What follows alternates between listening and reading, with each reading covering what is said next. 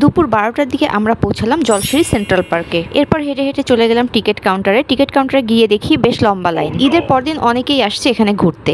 তো আমরা লাইনে দাঁড়িয়ে টিকিট কেটে নিলাম। এরপর ঢুকে গেলাম পার্কের ভিতরে। পার্কের ভিতরে ঢুকে কিছুক্ষণ এদিক সেদিক ঘোরাঘুরি করে এরপর আমরা একটা জায়গায় বসলাম। আর আমার ননদের পিচ্চিগুলো চলে গেল খেলাধুলা করতে। এখানে বাচ্চাদের খেলাধুলার জন্য অনেক সুন্দর ব্যবস্থা রয়েছে।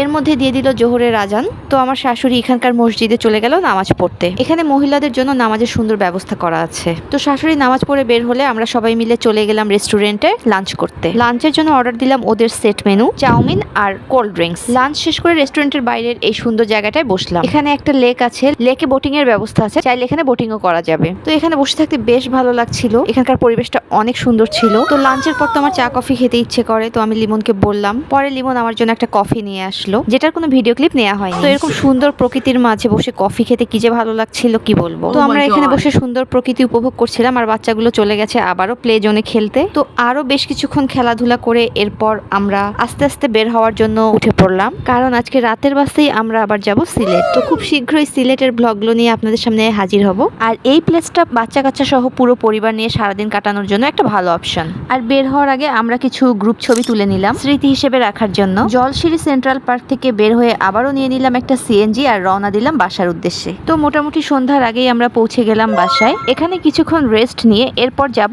আমাদের বাসায়। রাতের বাসে যাব সিলেটে, কিন্তু এখন পর্যন্ত আমি কোনো কিছু গুছানোর টাইমই পেলাম না। তো বাসায় গিয়ে এখন আমাকে করতে হবে ঝটপট প্যাকিং, আর আপনাদের সাথে দেখাবে নেক্সট ভ্লগে।